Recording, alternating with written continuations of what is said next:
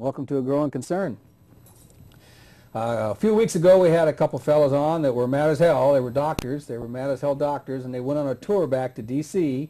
through 22 cities, and they talked a lot about how important it is that we do the single payer or the public option, or do some real reform. And I hope I didn't get that wrong, but we're going to talk a little bit with two of the folks that they were on the show last time, and they're also on the show this time. We have Michael Huntington and Paul Hochfeld. Welcome to the program again. Thank you. And before we get into the tour, which I want to talk mostly about the tour, what was Mad as Hell Doctors about, and why did you decide to go on this this odyssey that was back to D.C.? I think it's fair to say we were pretty disgusted by the debate that wasn't going on inside Washington. And they had single payer wasn't even on the table. We were starting from compromise and compromising from there. And we got approached by Gary Jelinek and Adam Klugman about whether we wanted to go to Washington and give presentations along the way, and we said sure, and we settled on a name, Mad as Hell Doctors. And it turns out what I'm mad about isn't healthcare. What I'm mad about is that our legislators have partnered with the industry to create public policy that's more about profits than public good. Yeah, and for what you said before, you've mentioned that the way things are going, that this reform is going to be deformed, so to speak. It's going to continue being just the way it was, with the insurance companies having more power. Yeah, it amounts to a mandate for all of us to buy a defective product. And to quote one of our PNHP leaders, a Ford Pinto in every garage is what we're being asked to buy. And what does that means? Just that it's going to be a step backwards from what we have now, then? It's going to or a sidestep. It's going to require that more of us buy private health insurance. And in a way, it's a bailout of the private health insurance industry, which we think is dying. I think they know that they're dying, and they've asked the taxpayers to bail them out, again, by this mandate. Interesting. So do you think this is possibly been orchestrated from the beginning by them? Oh, I think so. Yes, I hate to be cynical, but I tend to always think that, if it smells like a duck and walks like a duck, Yeah, the truth is there are some good things that they're going to try to do with this legislation, and it's really a moving target. We don't know what it is yet because it hasn't been fully lobbied. But the problem is that we have a healthcare system, we have a healthcare non-system that costs too much. And the way they're going to fix the system is they're going to mandate that everybody in the country that doesn't have insurance buy a commercial product, insurance. And if you can't afford it, you pay slightly more than you can afford, and the taxpayer pays the difference. And we still won't have a system. To the extent that we have a system, it'll be designed to serve the insurance industry. And without a system, we can't really, as a society, decide how we're going to prioritize our spending, since most of it is taxpayer money anyway, to produce the most health for our healthcare dollars. And they're not talking about healthcare reform from this perspective of access to basic essential health care is a human right. As such, it's a legitimate function of government. And if it's a legitimate function of government to use taxpayer money for health care, which is what you have to do if it's a human right, then how does the government get the most health out of our health care dollars? And there's just nobody in the non-system we have right now that asks that question. So are the other nations, I don't know, maybe Mike can speak to this, are other nations, are they coming at it from that perspective that health care is a right? Or does that just happen to be they thought that was a better way to do it? I think that's the basic difference, is that those countries have determined that there is solidarity amongst their people and that everyone does better when everyone does better. And so you could call it, they say healthcare is a right. Some people don't like that phrase. Some people would say the government and society has an obligation to offer essential health care benefits to everybody, and then everybody does better. We have not reached that agreement yet in this country, and I think we should. The paradox is that when you start the discussion with access to basic essential health care as a human right, and it becomes a legitimate function of government, there's evidence all around the world that you end up getting better results at less cost. Even in this country. The Veterans Administration is a good example of one. Right.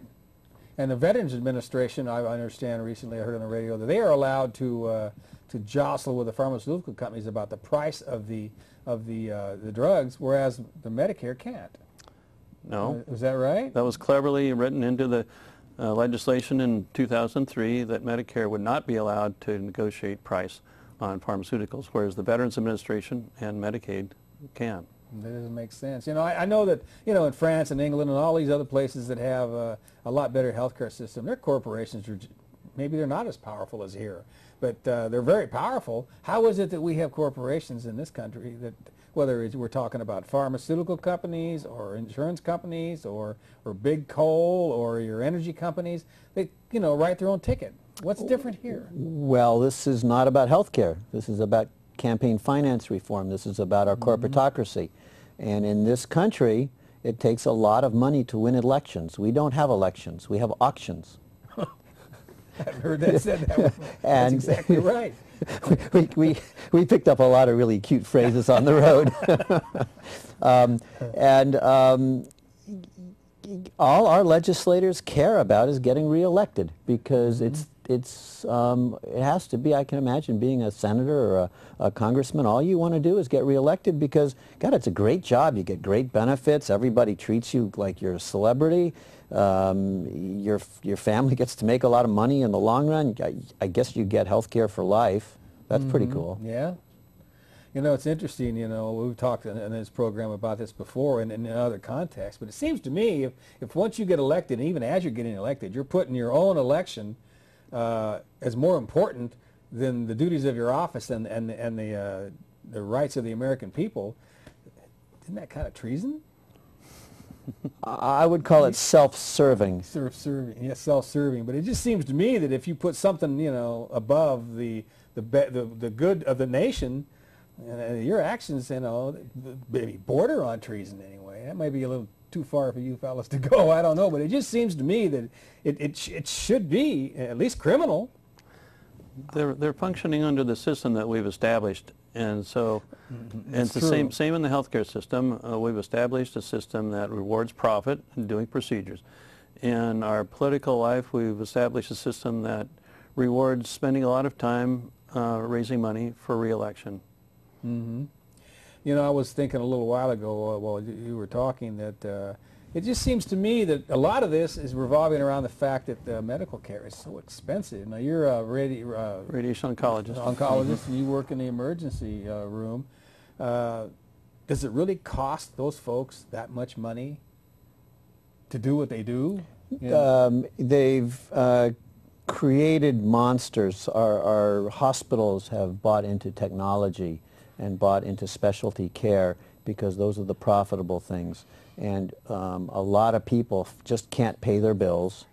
And in order for hospitals to stay solvent, they have to raise their prices for the things that they expect to get paid for. So they get paid a lot of money for the procedures. They don't get paid much money to just take care of people. And there's an awful lot of cost shifting that goes on, and the price is reflected. I mean, an MRI in Japan costs $89 or so. $90. Oh my, it's what, $1,500 here? Remember that right? At least, yeah. So that's what, 1,800 times as much money, 18,000% difference. They do a lot more MRIs and CTs in Japan. That the public has come to expect that, and yet they can do it because the Minister of Health has assigned a reasonable price for those studies. And you would think that would suppress innovation and industry, but in Japan the industry responded by producing a MRI machine that was a lot cheaper. And then they were able to market that machine all around the world. So in a way it stimulated free enterprise. The old making lemonade out of lemons. Yeah. Well, you know, it's the inventiveness of this country. It just seems to me that the corporations are always whining that, you know, the sky's going to fall rather than take it as a challenge. You know, that's a good example of what could have happened here as well, it would seem to me. Well, it's great that you're able to go across the country and talk to folks. So what were some of your experiences along the way? I know you had 22 stops that were already all set up ahead of time at town halls and such. 22 cities. Cities, right. We had 22 26, days, 25 cities, and we did multiple presentations, multiple days. And we didn't always do talking. We did a lot of listening.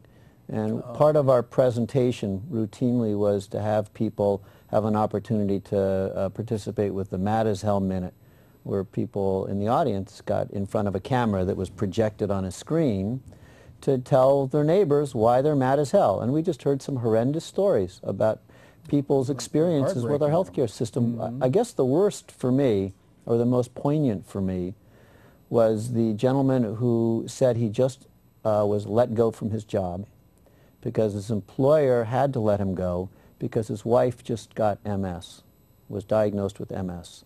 And his wife having MS would increase his employer's insurance rates for the other employees so much that he had to let this guy go. Only in America. So this guy is guilty only of having a wife that's unfortunate enough to have MS, and he will eventually lose everything because they're now uninsurable, and eventually he's going to have health care costs and he's just going to lose everything. That only happens in America, among the developed countries. There were some unexpected stories in Bloomington. A woman in her mid-50s said, "I want grandchildren. I want to be a grandma." And she said, "My children are afraid to have babies because they don't have health insurance." Because I remember, you know, in 1967, you know, the daughter I had, I think it was like $600 or something like that for the whole thing. And what does it cost to have a child with no complications now? I'd have to guess. But speaking of complications, that's of course a big worry. If a child is preemie, hundreds of thousands of dollars. Oh yeah, I have my sister's daughter had a preemie a couple 3 months, and it's up into the millions now. Wow. In Sacramento. And yet we're not able or willing to supply the prenatal care that would prevent those emergencies. That's the insane, one of the many insane parts about our healthcare non-system. I know you talked about that last time you were here. It was since people can't go to the doctor, they don't have the money to go, they don't find out about things soon enough, and they're not able to head off some of the problems, and so it just gets worse and worse. And so by the time they end up realizing what they have, and it's either incurable or it's so far along, and then it gets really expensive. And according to what you were saying before, that if people could get to the doctor, a lot of these problems people have, they wouldn't even have. Is that what you were saying? Yes. While we were on the road, the latest Harvard study came out that showed that 45,000 people die every year because of difficulties with accessing health care. That's up from 22,000 the last time that it happened. So these are 45,000 avoidable deaths that happen because people have real or perceived financial barriers to getting the care that they need when they need it. Now, built into that is probably some excess costs, because a lot of these people probably ended up utilizing a lot of health care before they died because they got really sick, and we all paid for it anyway. That's the irony, is we're all paying for everybody anyway. We're just pretending we aren't. So that there's a lot of that 45,000 is just the ones that are dying. What about all the ones that are just suffering? Because I think it was Keith Olbermann or the program that comes on after him that was speaking, that talking about one of the points that the Republicans are saying that are, you know, this is going to be a burden on the taxpayer.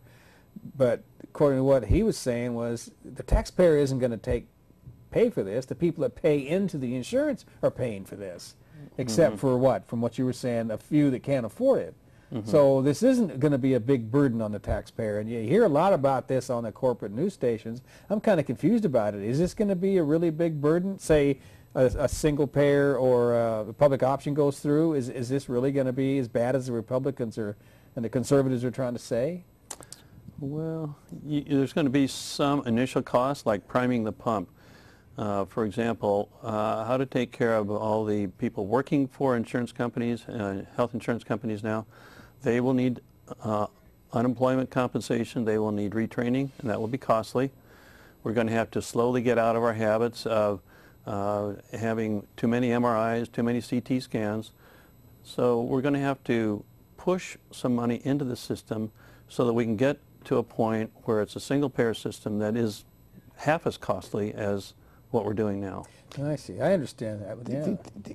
If you look at what's happening right now in sort of broad strokes, what you've got is you've got the government, the taxpayer, taking on all the old people, Medicare. So the taxpayer's paying for all the old people, right?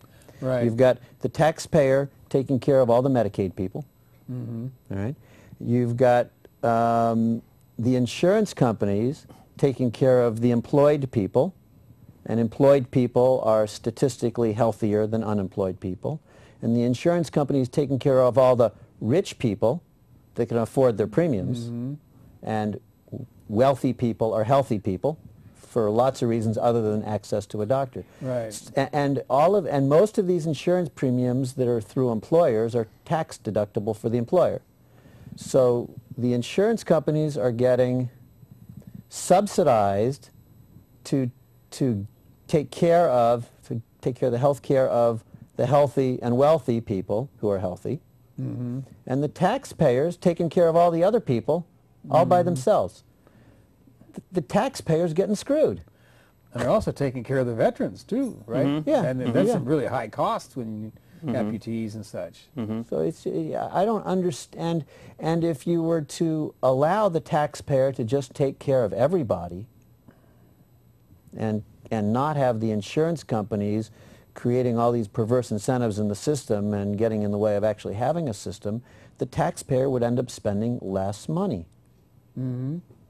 Because all those insurance premiums would get rolled into taxes, same money, but you just call it taxes instead of premiums. After upfront money, like Mike was saying, you know, to get things going. And that's why when you start the discussion with access to basic essential health care as a human right and a legitimate function of government, and the taxpayer takes that on, then the taxpayer insists on getting value.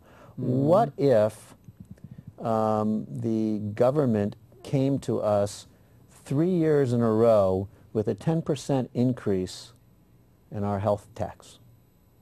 Think they'd get away with that? No, but that's what's been happening with the insurance companies. But we just roll over because they're insurance. If the government came to us with that, we would say, no, that's just not acceptable. You're going to have to figure out how to provide health care for less.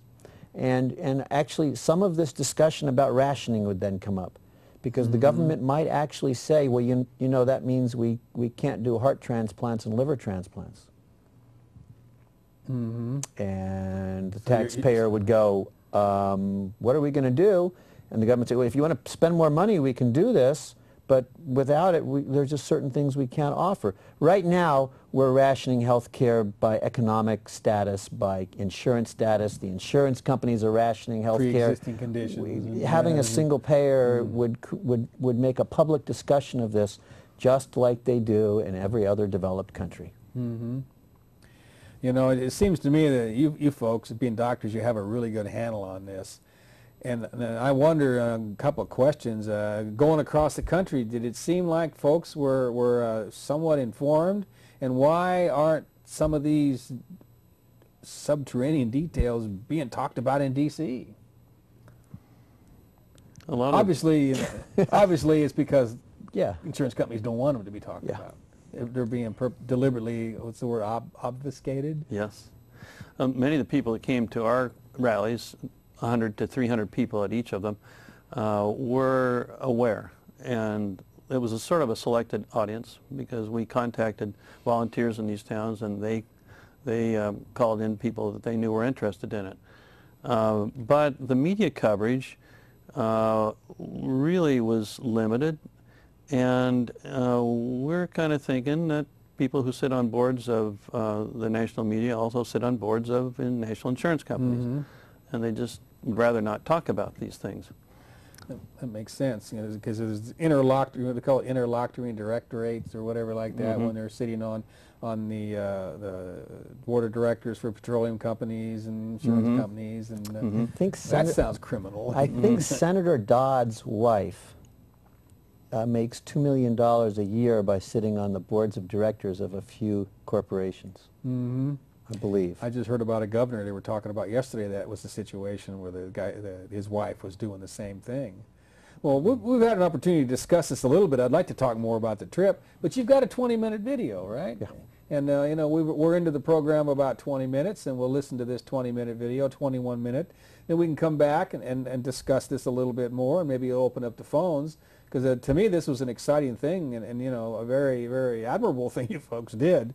It took a month, and then since then you've had some spots on national TV programs to talk about all this, and so it's still very much part of your life, I'd imagine. Yeah. So we'll go ahead there and play that video, a 21-minute video, and then we'll come back when that's over. For every ill there is a pill, for which we're overcharged. Right now I'm standing in Pioneer Courthouse Square in downtown Portland, Oregon. And this is our kickoff day. We're leaving on this beautiful sunny day, and we're on our way across the country. We've put together a string of 5 vehicles and a total of almost 20 people who are going cross country on behalf of the movement of single payer. We're going to be visiting a total of 26 cities on our way. We have organizers in each of those cities, and as I said earlier, we expect to see thousands of people on our trip. We want to be the catalyst to the movement called single payer. How y'all feeling today? Me too. Do we know what we're mad about? It's a nation of us out there that know that this is right and that this is the right thing to do.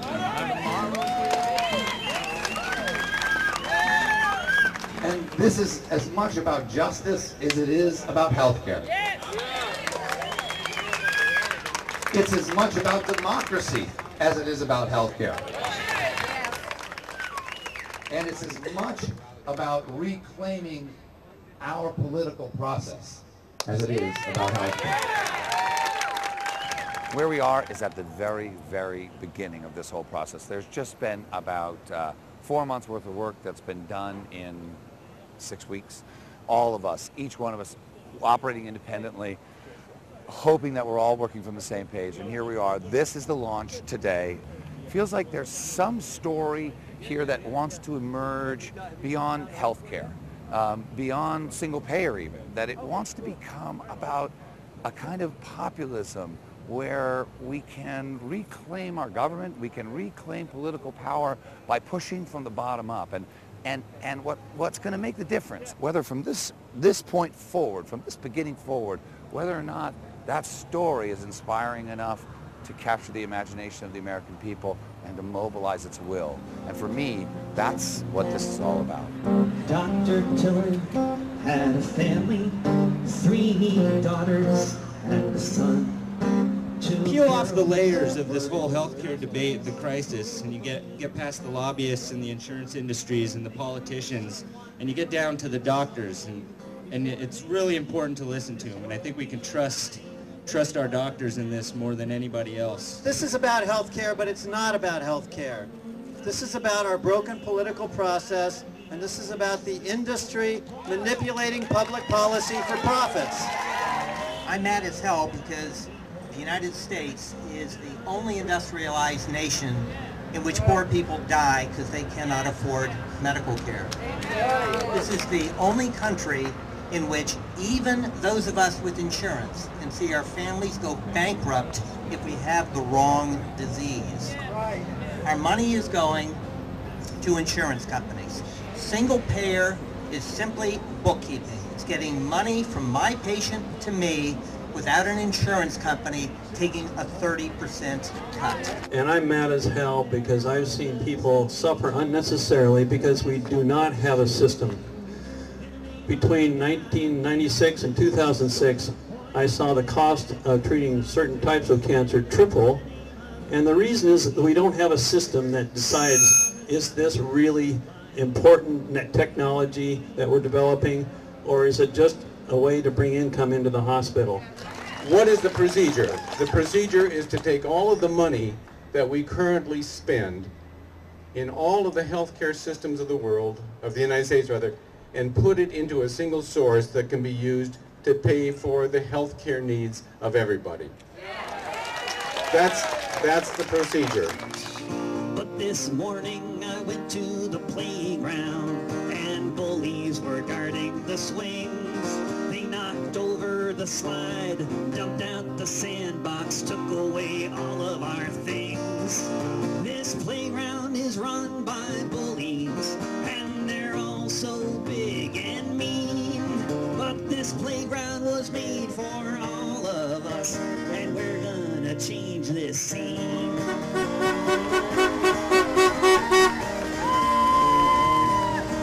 Well, all of us were scared of the bullies. They were so big and we were so small. The ultimate measure of a physician is not where they stand in time of comforts and conveniences, but where they stand in time of challenges and controversies. And these doctors who are going across the nation, from Oregon, Corvallis, to Washington, D.C., I believe that they can make a difference. So my blessing is this, is that the God of heaven will protect them on the road, and that the God of heaven will let their voices be heard with compassion and humanity.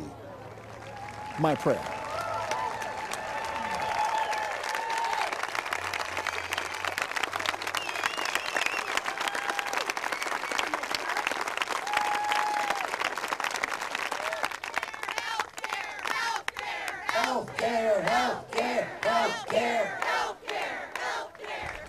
I'm Jason Bloomberg. I'm a family physician from Cheyenne, Wyoming. I'm mad as hell that the insurance companies and our government giving welfare to corporate capitalism puts me in conflict with my religious values.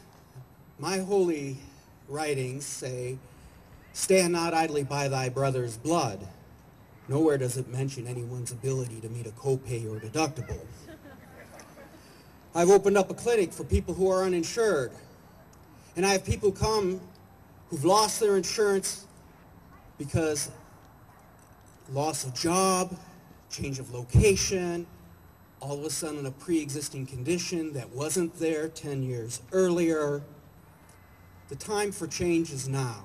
It is unacceptable that in the United States of America, where we do care for each other, where we do send our kids to school, where we do ensure our safety, where we protect ourselves from external threats that may or may not be real, we cannot accept this anymore. So please, all of you, get mad as hell. Talk to your doctors, talk to your representatives, write letters, give money.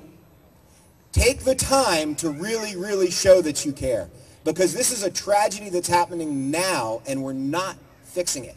And the insurance companies made that really impossible. They kept throwing more hoops for us to jump through, and we kept trying to jump through those hoops. But eventually you come to a point where you say, it's time to do something about it. So I'm mad about the fact that they've taken over our healthcare system, and it's affecting the lives of my patients and my family and my friends. And I know that in this nation, we have enough money to take care of everybody. We have doctors and hospitals that are excellent. We have everything that we need except the political will to do what is right. And that's why we're here, right? Thanks. Hey, how's it going? We're here in Denver, Colorado. It is just amazing. Scenic. Winnie looks beautiful, more beautiful than ever. She keeps getting prettier and prettier every day. We're putting her in these great locations with awesome communities. We've had Margaret Flowers on board for a couple days. It's been amazing. Picked up a couple more of our docs today. We're like getting into full starting lineup, getting our groove on and getting the flow going. keep on keeping on for single payer, because that's what this is all about. Woo! My hospital, after I'd worked there for 9.5 years, they're doing their best to serve the whole population, but they kept pushing us to produce more and more, and finally they said, you have a quota of patients, and they said that the quota came because we were a rural hospital and that Congress had set the quota. And I said, well, then I want to talk to Congress. They can't set a quota of people I have to see per day. I want to provide good health care. I'm not going to see people for one thing only. I'm not going to see a quota. I want to give good health care, and I fought. My hospital district said, we're done with you. They gave me a 3-month severance check and asked for my ID and keys and said leave. I want to talk to Congress. I want to give good health care. I want to give it to anyone who walks in the door. I'm mad as hell. Let's go back to slavery. It was an obscenity. It was not seen as an obscenity at the time by all, but those who cared, those who had compassion, those who had understanding of how other people live, those people saw it was an obscenity, and they demanded that it be changed. And they gathered together, as you've gathered together here today, on the steps of their capitals across this nation, and they demanded an end be brought to this obscenity of slavery. And who did they use? They used their government. The government was the instrument by which it was changed. And to land man on the moon, did we do it with an insurance cooperative? Did we do it with private industry? No, we turned to our government, and our government got it done. Government works when the people make it work. You, we are the government. We all know somebody who can't get the care they need. Too many people are suffering from your corporate greed. Now healthcare is a constitutional right. It is not a privilege. To provide for the general welfare is in the Constitution.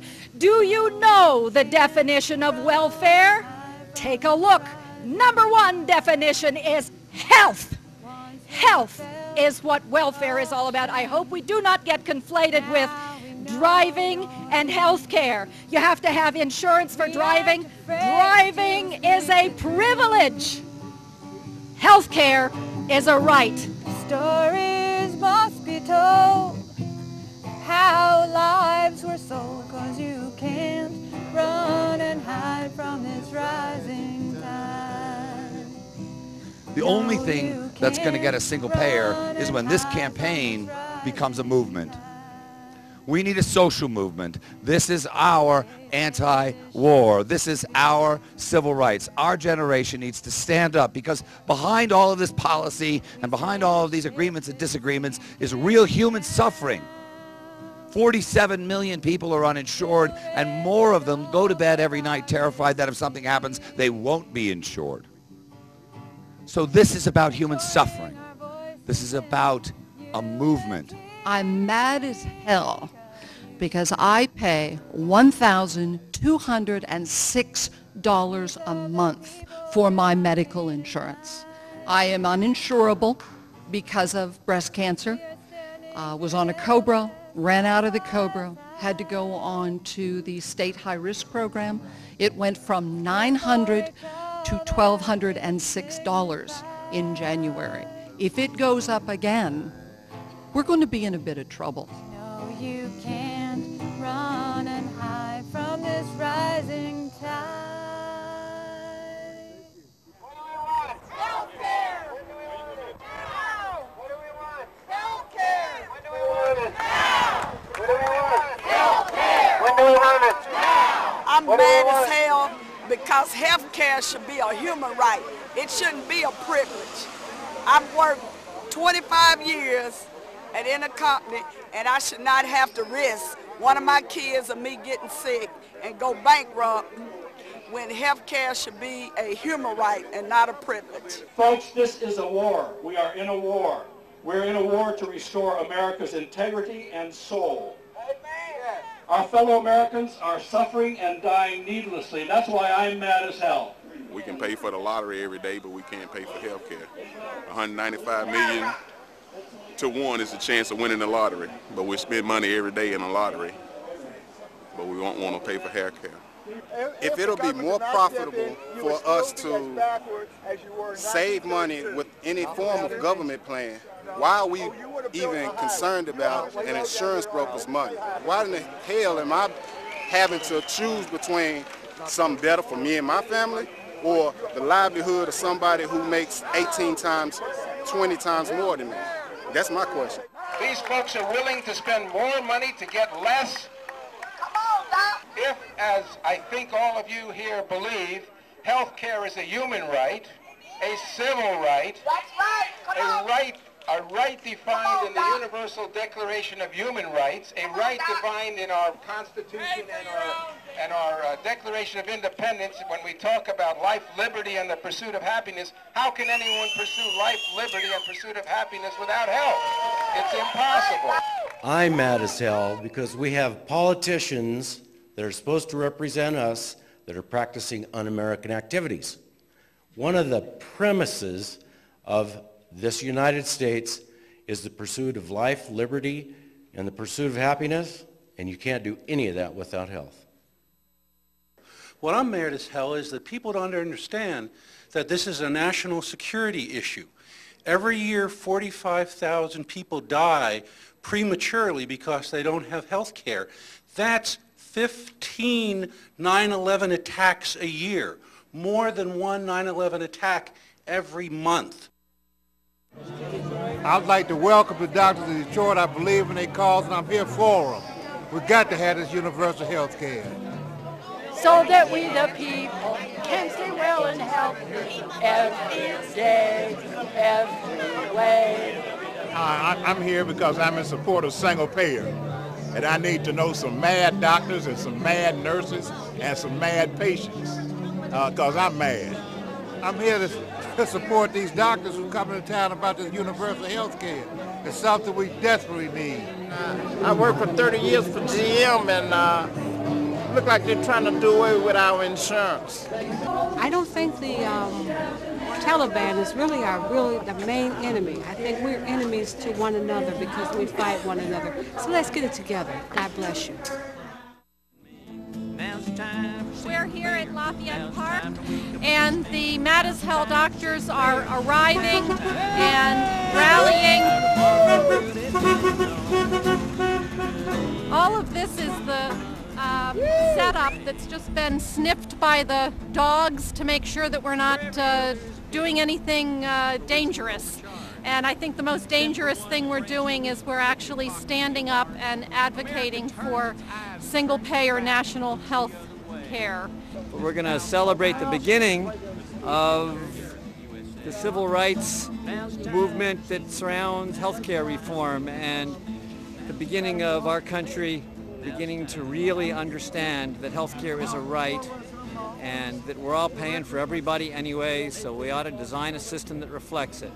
Peace out. Again, single payer health care today. Woo! Health care for all! Health care for all! Health care for all! Single payer! What do we want? Single payer! What do we want it now? When I was in Chicago, a reporter asked me, he said, what's the biggest obstacle to getting health care reform? And I thought, and I said, ignorance. Ignorance. Because when the American people find out, the media is holding out on them, that there are systems all over the world that work, that have fixed this problem for half the cost, they have the cure, and they're all publicly controlled, single-payer systems that work and are affordable, the people are going to be mad as hell too. More of our fellow Americans are suffering and dying every day. President Obama doesn't get the job done. After leaving practice for a few years to be a mom, I haven't gone back into practice because I've been so discouraged to see how impossible it is to practice the kind of primary care medicine that I trained to do and believe in.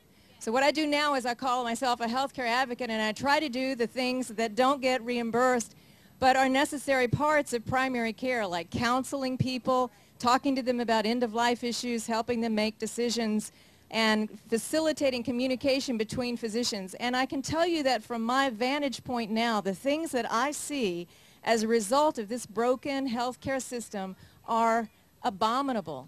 Fragmented care, things getting lost between the cracks, physicians who don't have time to establish relationships with patients, and it takes all the joy and satisfaction out of practicing medicine. You may think that as patients you don't like this, but physicians hate it as much or more than you do.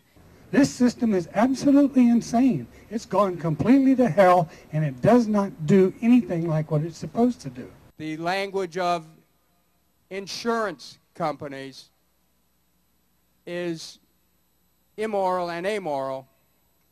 Pharmaceutical companies, the same. But they do what they do as the result of a system which rewards them handsomely and yet ignores the suffering of tens of millions of Americans who are uninsured and tens of millions more Americans who are underinsured.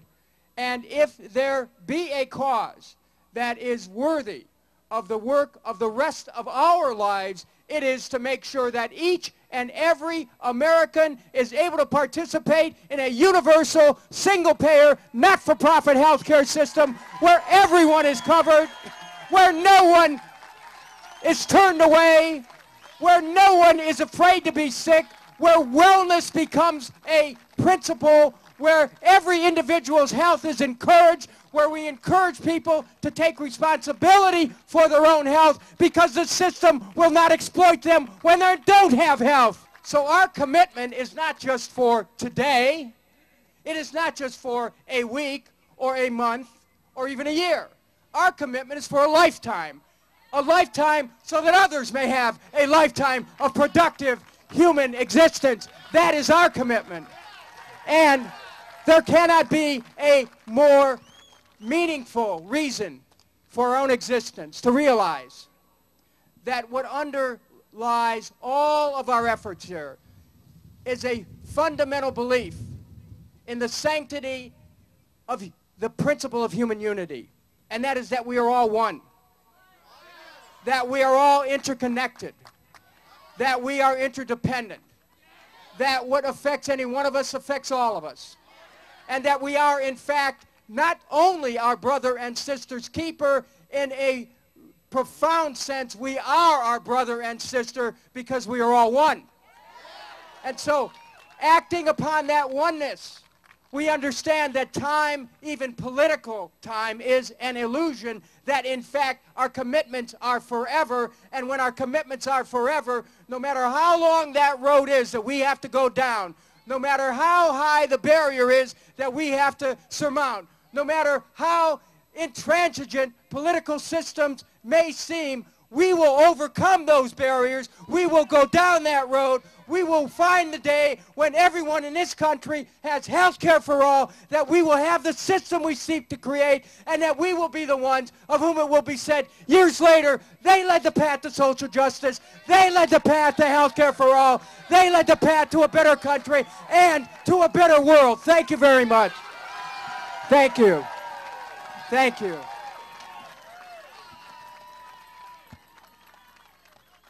Everybody in, nobody out. Everybody in, nobody out. Everybody in, nobody out. Everybody in, nobody out. Everybody in, nobody out. Everybody in, nobody out. Everybody in, nobody out. Everybody in, nobody out.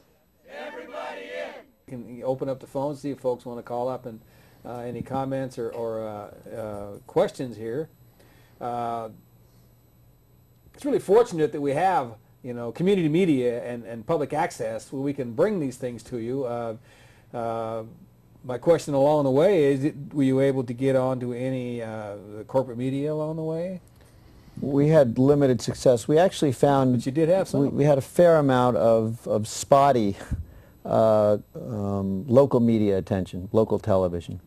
At our rally in D.C., we had more international media than we had any, national media in this country. And I think they find it very entertaining to watch us struggle with something that they've dealt with.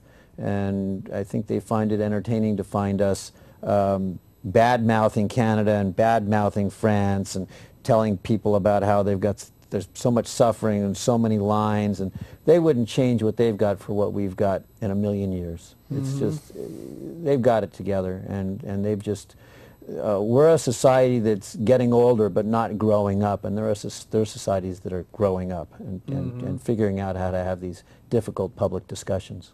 Well, I know they're ahead of us, not just with healthcare, but with global warming and a lot of other things. When they're actually trying to do, whether or not they succeed, I don't know, but they're dealing with the issues.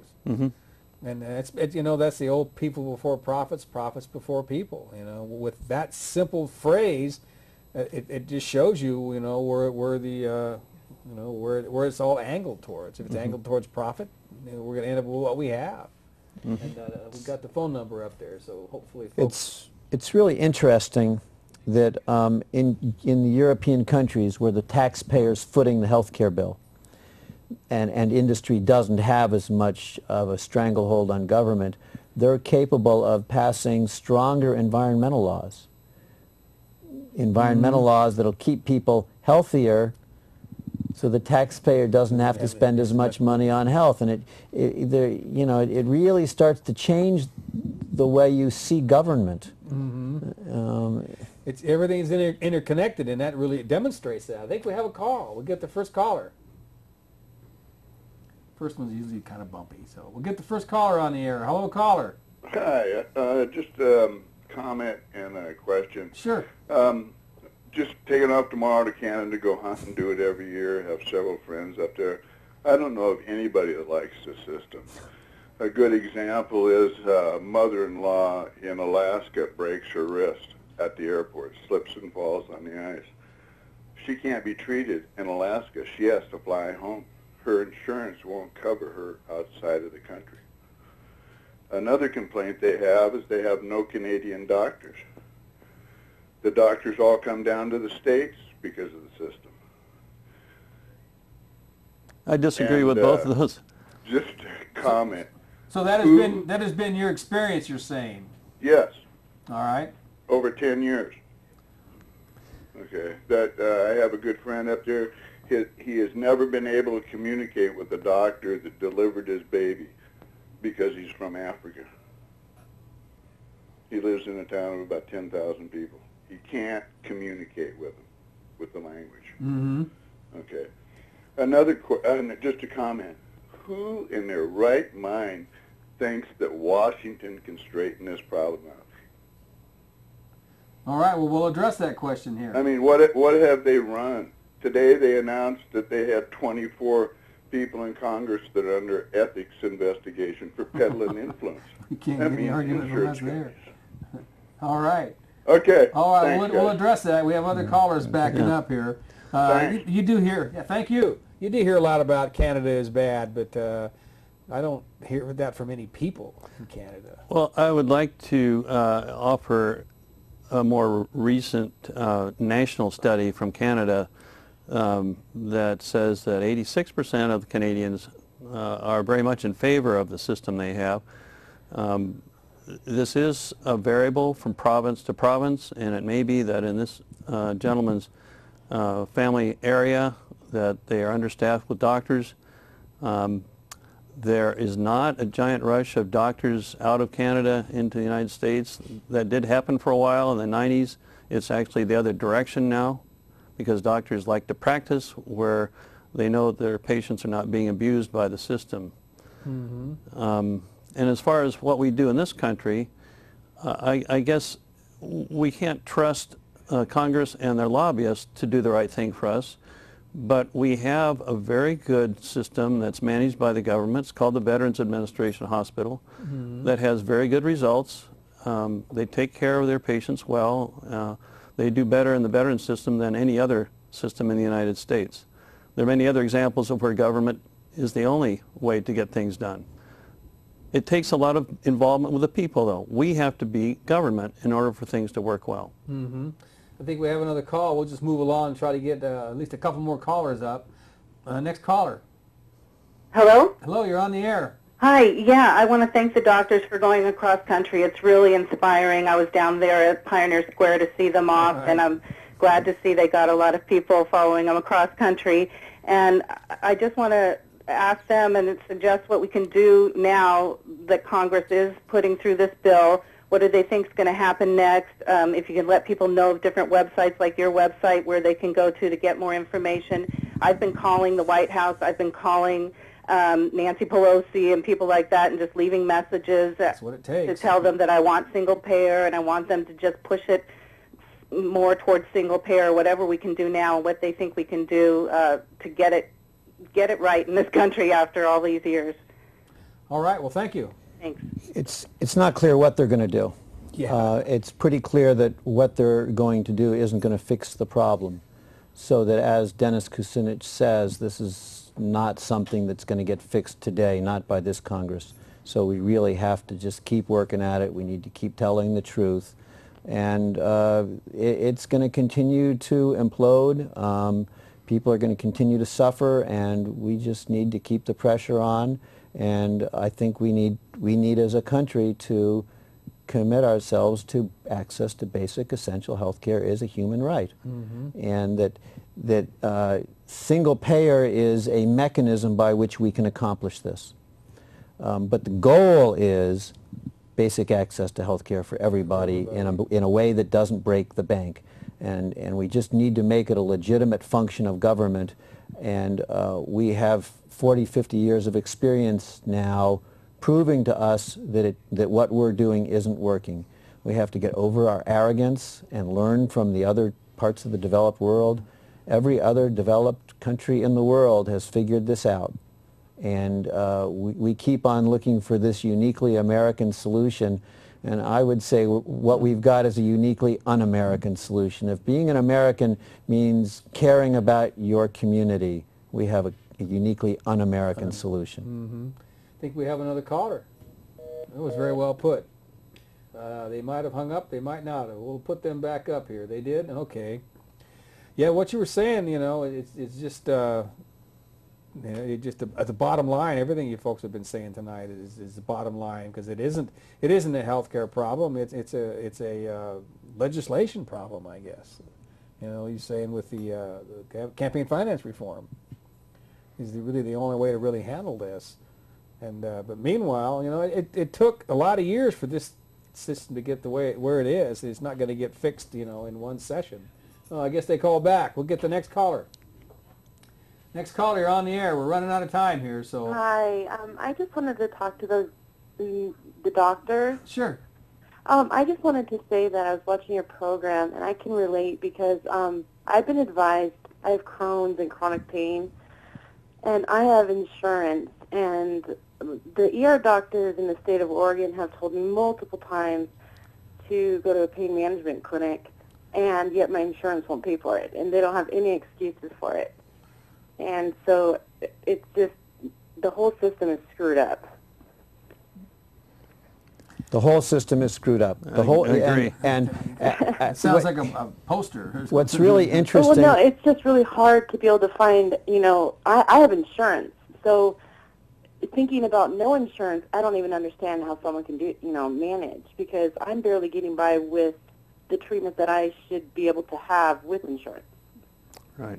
I think that's a very good point. It's as much a problem for... I think there needs to be something better set in place. Like, look at England. They have, hospitals are open for everyone, and treatment's not based on money or income or this or that. Mm-hmm. Well, thank you for the comments. We'll address some of what you had to say there. All right, you have a great day. Thank you. In We're fact, down to less than 3 minutes here. So. In fact, if you've got appendicitis as an American in England, they just take care of you. Mm-hmm. They take care of you more than we take care of you. Even if you're not a citizen, you mean? Absolutely. Yeah, they just take care of people. I can't picture that happening here. No. And I've been studying, looking at, talking about healthcare for 4 years now. And I can honestly say that every week or two I learn something about our healthcare system that makes me understand that it's way more broken and corrupt than I even imagined 2 weeks ago. Mm-hmm. And it happens again and again and again, and I guess it surprises me that I'm surprised. Yeah. I guess you're just an optimist. Yeah. Never been accused of that. Mm-hmm. I think this last caller's point is well taken, is that this is a problem for people who are insured, even more so than the people who are uninsured, because they're paying for a product that they think is going to protect them, and it doesn't. That's a good point. And then also, I was at a single payer one the other day, and they were talking, a couple people got up and talked about how, you know, they pay this for years, and then all of a sudden they go to use it, and they get denied for whatever reason. And what happens to all that money they've been putting in for all them years? I mean, that's just not fair. And it's not a fair system. Well, it's fair if you're part of the elite that happens to belong to the insurance companies or be on their board of directors or whatever.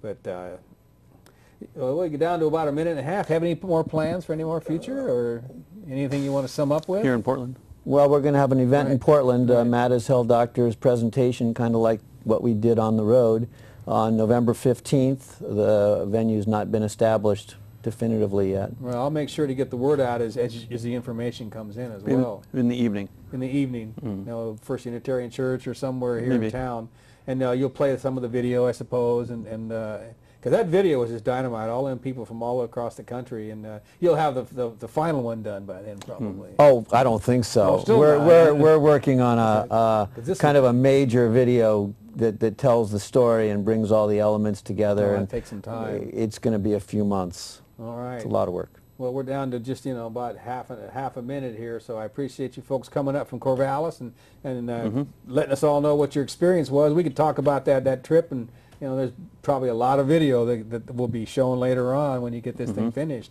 But thank the callers. It was good calls, even the fellow from Canada. You know, we need to know what other people's experiences are.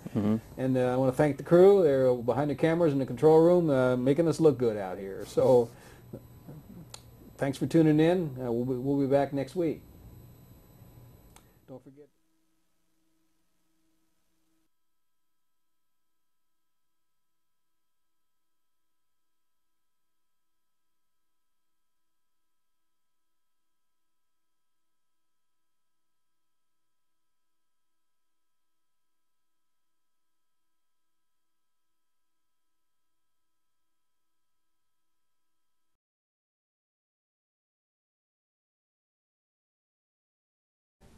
No, we didn't get a chance to play Eric, but go to my website, philosopherseed.org, and hit the audio button, and I'll have that audio up real soon. And it's already on there. I just have to make the connections, and I'm still learning how to do all that. We're down to 30 seconds. I want to thank the caller. I want to thank the crew. The crew always does a great job. We're down to just a little bit of the show. In memory of Bob Hedlund. He was the audio guy for a long time, was also the power behind, one of the powers behind the Independent Producers Organization, and we'll never forget him. Thanks for tuning in. We'll see you next week.